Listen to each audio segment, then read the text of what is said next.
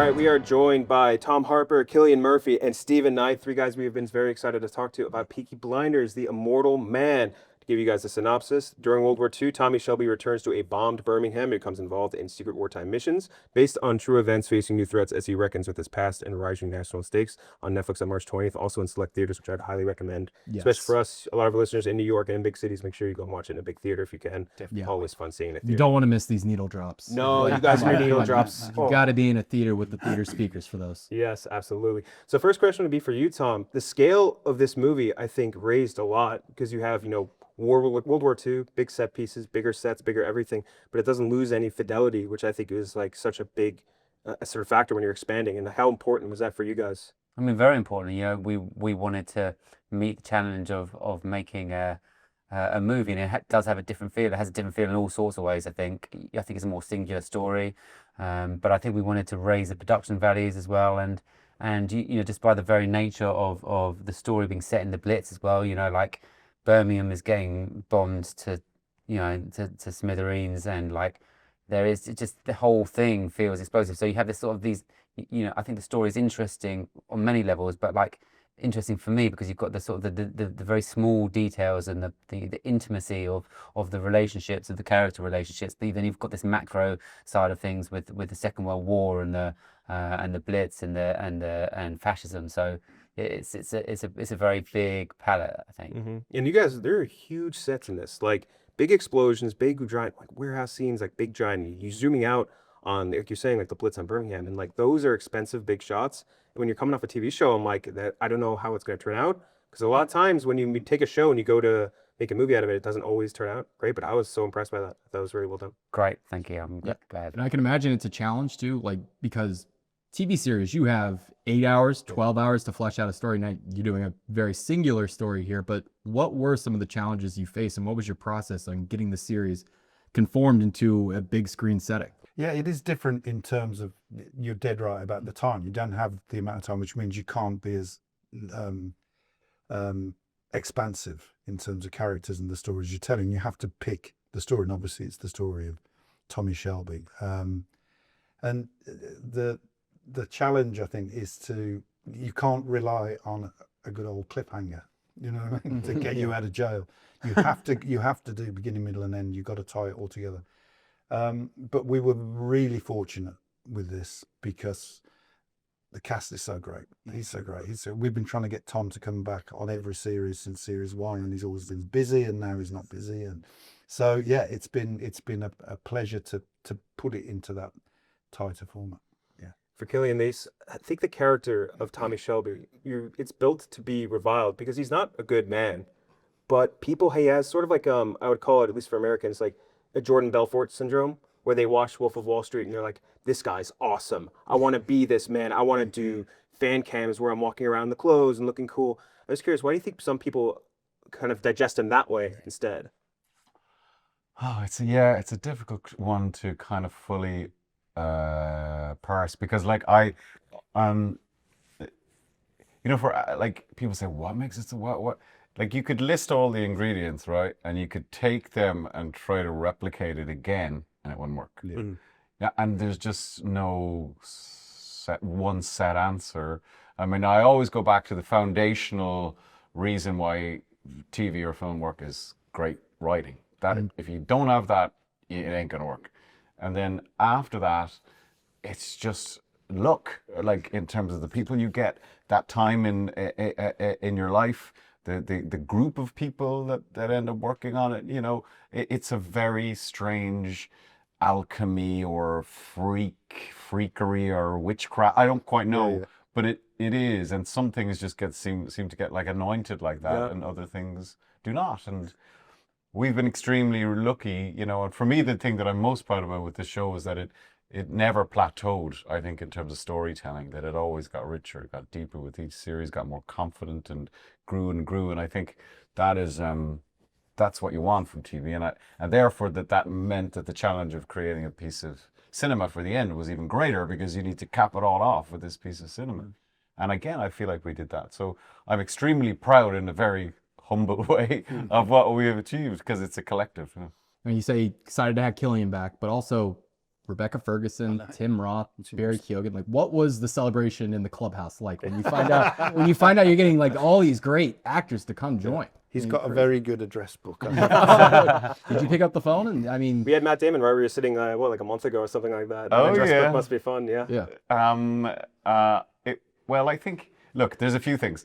I think like actors are kind of like a traveling band of players, you know, and if you meet someone, like I worked with Barry before, and I worked with Tim before. I hadn't worked with Rebecca, but we knew each other because we share an agent, and I was a huge fan of her work. And then right when we were all talking, I kind of had this notion. I was like, what about these guys?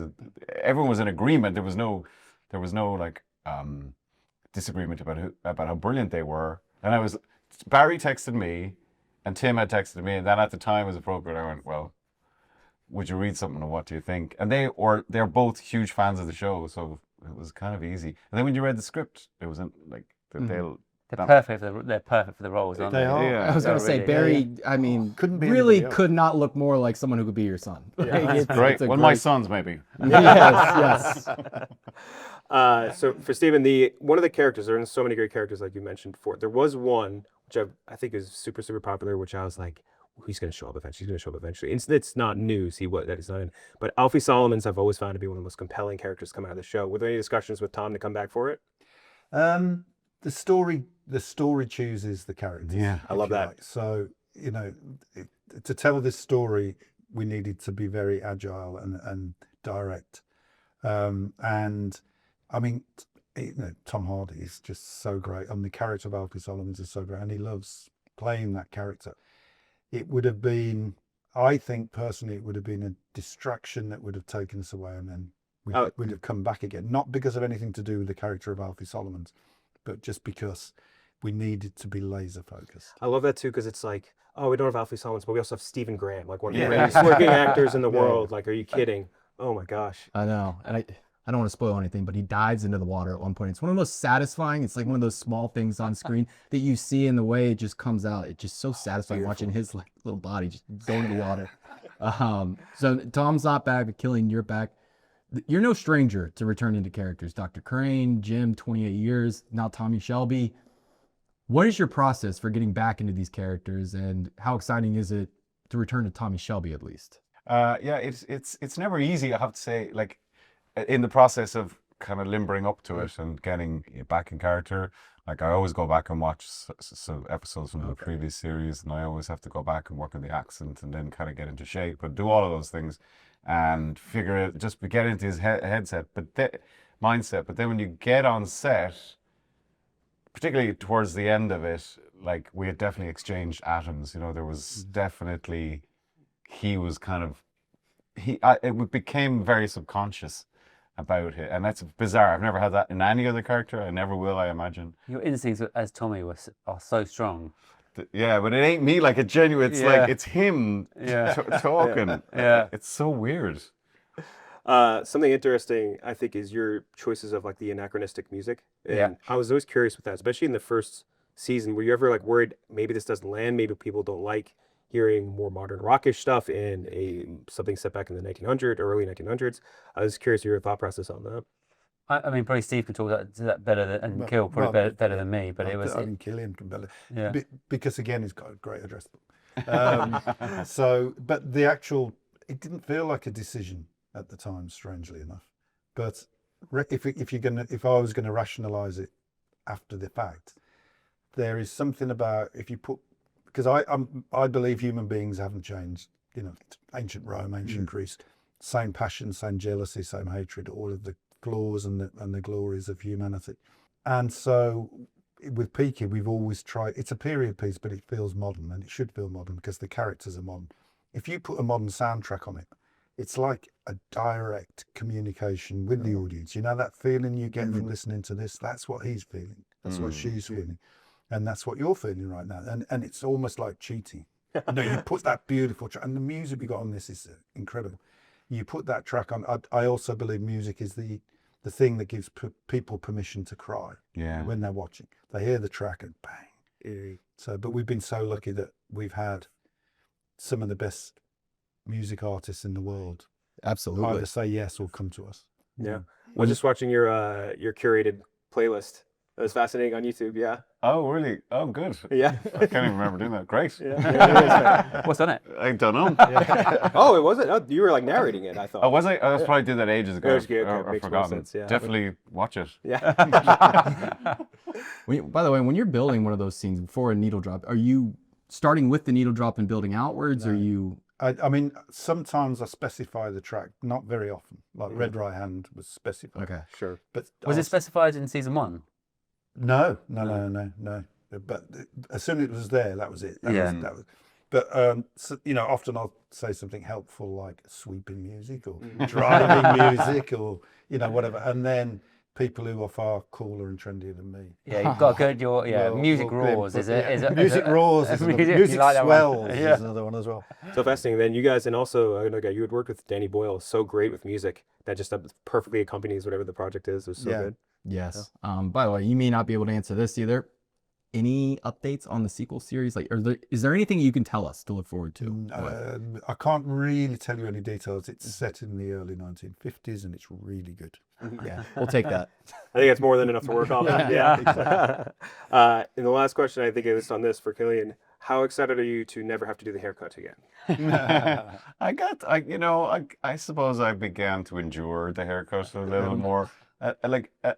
Again, it was one of those kind of things that you could have gone for a more conventional haircut. This haircut didn't really exist, you know, and it was Laz Schiavu was our hair and makeup designer in series 1, and you remember she had this book of like Yeah. As an Australian convict. Australian convicts who, and they all had first of all, they had incredible faces, but a lot of them had this brutal kind of undercut, which is the haircut to avoid or reduce lice infestation. So she loved that, and we were all a bit like reluctant, and it was very gradual.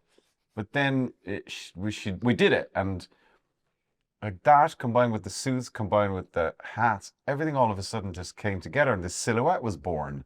You know, and I think it's everybody working at the top of their game, all different departments working, and then in their own separate department, and then when they come together, this thing happens. You know, and again,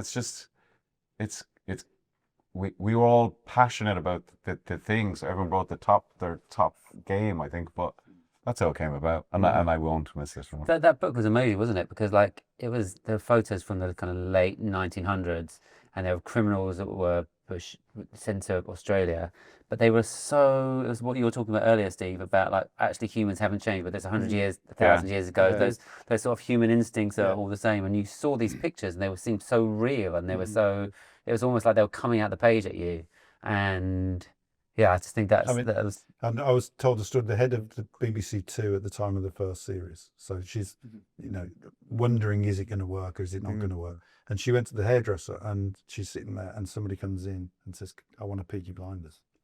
And she thought, oh my God. It's like one of the most isn't influential movie or TV haircuts ever. Like I can't think of one recently that has been more influential. Millions and millions of young men do not have to worry about lice anymore. Yeah, exactly. You've done wonders for you're probably the comb business, the lice comb business probably hates you guys. They despise you. We want to do something we do with all of our guests, just a 6-pack. We call it 6 packs of questions, more tailored specifically to you guys. First being for Cillian, what is the strangest fan interaction that you've had so far? I mean, quite a few, but they're not strange ever. They're like incredibly passionate. We'll note the ones that we get most happens in the bathrooms a lot. People feel overly comfortable approaching people in bathrooms. Just crazy. Or is that just you guys? Just they telling us it. Yes. Yeah, that does happen if you're out for a run or bizarre. But like, it's mostly, I think it's by virtue of the fact that it's 36 hours of telly, and people watch it and rewatch it and rewatch it and introduce it to their friends, and so they have a sense of ownership, and you really, sometimes people will come to me and give me advice about what the character should be doing, like, and that's really sweet. New York. Now tell me. We were doing press in New York, and a completely intelligent, rational lady stood up. It was Q&A, and she said to me, "Don't hurt him." I said, "What do you mean?" She said, "Don't kill him." I said, "Well, I'm what do she think's going on?" But she was genuine. She was her voice was quaking, And I said, I'm not going to kill him. Yeah, exactly. Can I hate you now? Jesus. Tom, I need to ask this because I have so many. I guess we have so many friends that are always asking for movie recommendations, and I would say I feel ill-equipped to recommend great British movies because it's just something I did not grow up with. I'm trying to get more into them, especially just more specific stuff. Watch Ianucci's In the Loop this week, loved it. But is there a British movie that you think more Americans should see? Very specifically British. Oh, yes, but what comes to mind off the top of my head is Another Matter. Kes is the one that we have often spoken about for some reason on this. Kes, the Ken Loach movie. I mean, I'm a sucker for like, the Full Monty or Carry On Cowboy. yeah, exactly. I don't know. Help me out. I'm Irish, man. Yeah, it's Irish. You're barking up the wrong tree there. What would be your pick for Irish then? As far as what's a movie you think more Americans should see that's truly Irish? There's a film that I love called The Butcher Boy, Okay. which is it's an adaptation of a book by Patrick McCabe, and I remember seeing it in the cinema, and it's not Ireland as you would imagine, but it's absolutely directed by Neil Jordan, but absolutely magnificent film, heartbreaking but kind of brutal but funny and grotesque but beautiful too. So. I think Banshees of Inisherin spiked a lot of interest in a lot of more like Irish set movies for sure. At least when people that we know work and Absolutely. everything. Absolutely. Cillian, we talked before about returning to roles, but you famously auditioned for the role of Batman. Didn't get it. And we like to ask every single guest, what's a role you auditioned for? People might be surprised to hear you auditioned for it, but you didn't get it.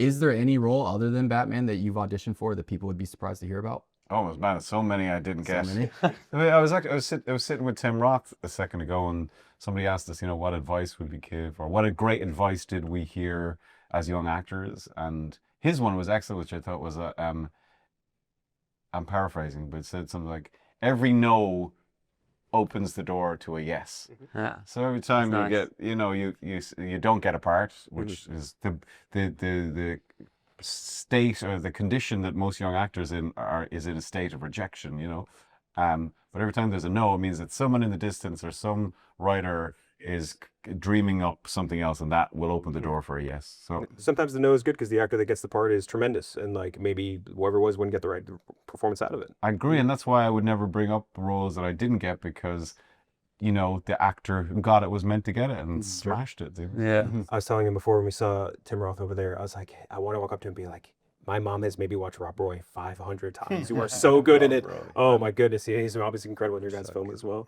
For Tom, what is the hardest part about directing a period piece? Because I feel like there are so many levels to it. Obviously, especially in the Blitz, again, with the amount you need to do scale-wise, but also like costumes, dialect. Like there's so many levels to it. I feel like we have to make it difficult. I don't find it more difficult doing a period piece to I think every story has its own world that you need to interrogate and research and look into and throw yourself and immerse yourself in, and in some ways, I wouldn't say it's harder or less harder, but at least with the period film, like you've got this whole wealth of material that you can dig into. If you look at some of the photos of Birmingham and the bits, that absolutely really there's little human stories and details, and you can it just helps you sort of slip into that world a little bit. So we did a huge amount of research on film. I put up great big sort of walls of photographs and different things, and then it sort of just, and then depending on what your particular story is, it sort of distills and augments out of that. I love, like, even especially if anything's set in the Blitz, like the piles of rubble that you guys have to make and the amount of destruction you have to create in addition to making like your mansion in the house. Like there's so many different parts of it where I'm like, hi, the production is so over my head, like what you're able to put stuff like that together. I was super, super impressed by it. Yeah, and it's all, 99% of this film is real in tangible, camera, you feel it, yeah. location, yeah. The mud. Was the mud real? The mud. How was that issue? How was that? One, it wasn't just mud, and two, it's all too real. Oh my Man, goodness. that was rough. That must have been a great shower though afterwards. My goodness. It was. It was the first day for me. Oh, really? First day of shooting, yeah. So that lady you said you're gonna kill him, yeah. Yeah. And I mean, it's unspeakable. that mud. And I mean, there were plans to keep part of it clean, and the rest of it is where the pigs were. Then it rained, and then the pigs don't obey orders. And For It real. was sloppy. It was and, really... when they were landing in the mud, the pigs were like, "Oh, food!" Yeah. Oh no. When I saw the pigs too, it reminded me of I believe it was Snatch, because like I love that sequence in Snatch as well. Oh, my goodness, it's so good. And final question, Stephen. I can't let you leave without asking about Oasis Live 25. Best show I've ever been to. You producing? Are there any updates on that, like release wise, or? It's phenomenal. It's phenomenal. We've got it down to 4 hours, so we've got to get it down to. Can we expand it? Can we say? Yeah. But it is. It's a documentary with a plot. Do you know what I mean? It's actually got a story, and then we've expanded it. You'll see when you see it. But no, it's been great, and they're great, and they're Can't wait. fantastic to work. I cannot wait. You know, I interviewed them, and they're just. So I've been on your side of the Yeah. thing, and they're just one quote after another. And they're just so funny. Yes. Brilliant. I was gonna say, are they as good live as in person as they are like when they're Oh my god. when you hear a quote from them? Yeah. Oh, So good. they're obviously funny. Well, again, Peaky Blinders, The Immortal Man, we loved it. I grew up watching essentially with my parents, my brothers. Loved the series so much, and I appreciate you guys so much for putting the effort forward to make a movie. Because again, not everyone gets the chance to do it, and I think even the ones that do come out, sometimes they don't maybe put a right bow on it. And I think this absolutely puts a bow on the series in such a beautiful way. So thank you guys so much. And Thank you, lads. Thank you. I appreciate you Yeah. quite a bit. Yeah. Cheers. Thank you. Appreciate that. Cheers.